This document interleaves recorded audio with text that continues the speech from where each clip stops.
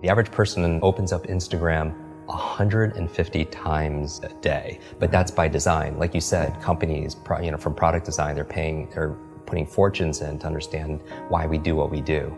And variable reward, dopamine pops, all that stuff. Exactly. And so if you're picking up the phone the first thing in the morning, the challenge is a number of reasons. This is a challenge. First of all, there are these 4 primary brainwave states.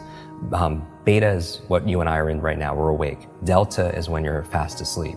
In between those 2 states, theta and alpha, are extremely important brainwave states for learning. So theta is the state right in and out of sleep. Theta is the state that we call creativity. When you are your most creative, usually it's coming because you're in this theta state. And you know this, when you're in and out of sleep, or you're close to you're so deep, your mind goes and you come up with ideas. You know what puts you in that theta state?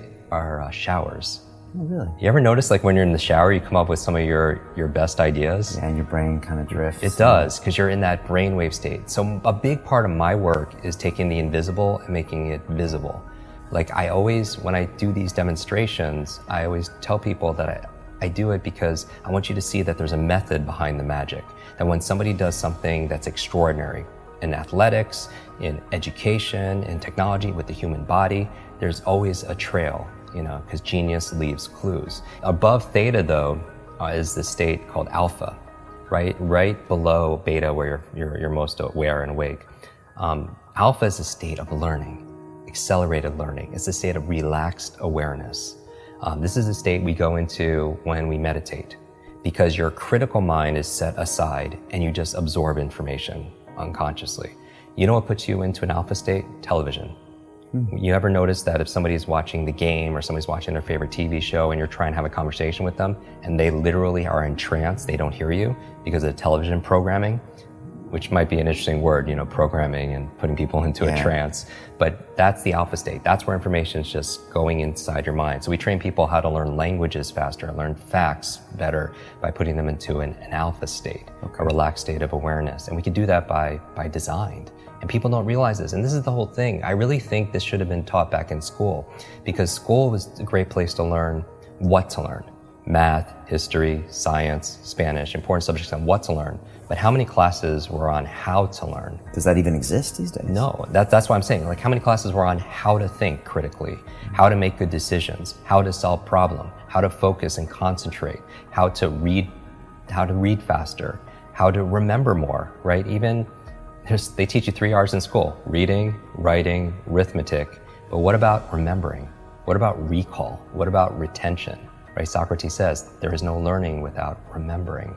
And that's really the basis of it all. But I would say that knowing you're in this alpha theta state first thing in the morning, you're very suggestible, right? And if the first thing you're picking up is your phone, then that really is rewiring our brain for 2 things.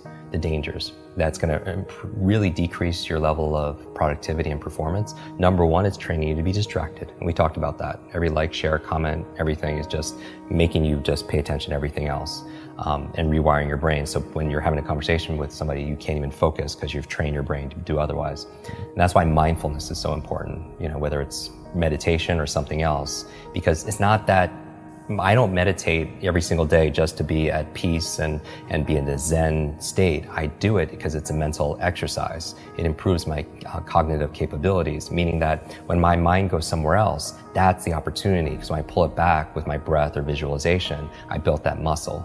Because here's really the basis of my work is really about taking nouns and turning them into verbs. So what do I mean by that? It's like so many people, they wake up and say, oh, I hope I have energy today, or I have motivation today, things that they have, right? I have creativity so I can write today or make videos, or I have memory, or I have focus or concentration. Those aren't things you have, those are things you do.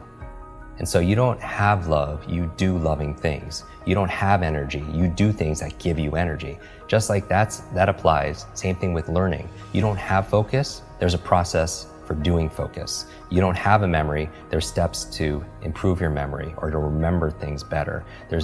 Creativity is not something you have, there's actually a process for creativity. So you should never suffer from writer's block or anything else like that, because that's where if you don't understand how you work, when I was talking about self-awareness and understanding ourselves, I think if somebody wants to improve their their self-esteem overnight, just study your brain. Like you'll get a boost of confidence and pride like instantly, because it is the most incredible, I don't even know what to call it, a device, a supercomputer, what, in the whole universe. You know, it's not just about going out to Mars and all these other places. I want to go in here, because this controls what? Everything, our careers, our income, our health, our relationships, you know, whether or not you get, you know, complete. You know, we were talking about this before our conversation here. What, you know, when you're training for Ironman and triathlons and everything else, is how much of it is mental. Like we know, like everyone knows what to do, but do they do what they know? Because common sense is not common practice. And it's a myth that knowledge is power. Knowledge it has the potential to be power, but it only becomes power when we use it, when we apply it. Like people think they should get points for buying books and sitting on the shelf, and it just sits there and it becomes like shelf help, not self-help, right? Self-help, yeah. Or somebody will go and learn something. They'll listen to a podcast like this or a show, or they'll go to a conference. They'll pay all this money, but they don't do anything with what they learn. And part of it also is because they forget it. You know, everyone knows there's a learning curve, but there's also a forgetting curve. Did you know, like the forgetting curve says that if you learn something once, within 48 hours, 80% of it is gone.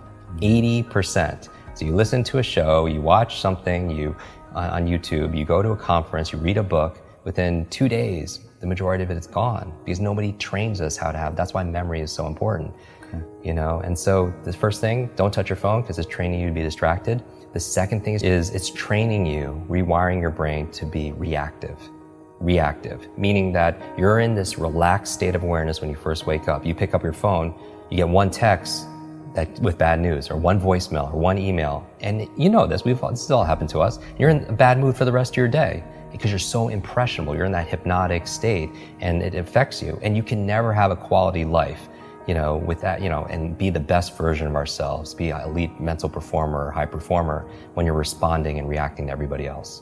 You know, my friend Brendan Burchard says, an inbox is nothing but a convenient organizational system for other people's agenda for your life. And how can you have vision for your life? Like for me, the night before, like I did a whole episode on my morning routine, like 10 things I do every morning to jumpstart my brain. And I also have an evening 1 hour routine to get into sleep, to maximize my sleep. Sleep is so very important to be able to do.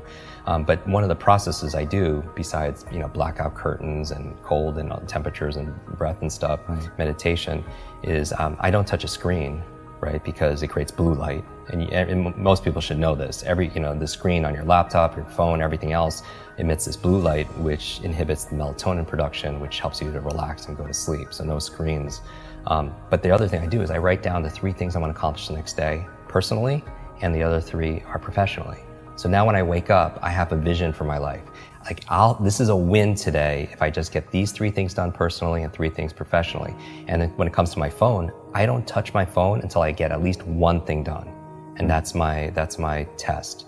You know, if I could just do that. And it's not always perfect, you know, but it's about progress, right? Because practice makes progress, right? And there's never going to be a perfect. And I think people need to find what works for them. But I would say again, to step out is don't trust yourself as the expert instead of somebody else, and test it. You know, maybe for 1 week, keep your phone outside your bedroom for just 1 week and don't touch it for the first hour a day, and spend the first hour a day being a thermostat, not a thermometer. Because a thermometer, what's a function? It reacts to the environment. And that's a kind of crappy way to like live. Not that we do react to the environment. We react to the weather, right? We react to how clients treat us. We react, but to the degree we're happy is that we have the locus, the location of control inside. Right? All the studies show that the happiest people are the ones that feel like they have the control over their happiness and not put it to somebody else, a person or a place or something going on in the economy or politics or anything, right? So a thermometer reacts to the environment, but a thermostat's different. What does that function? It sets the environment. It sets a goal, it sets a temperature, and then the environment raises to it. And so I feel like anyone who's attracted to your work or to mine, they're thermostats because they have a growth mindset. Because if they thought things were fixed, they wouldn't watch something like this. Because what's the point? It's just all predestined and it's set, and we can't grow.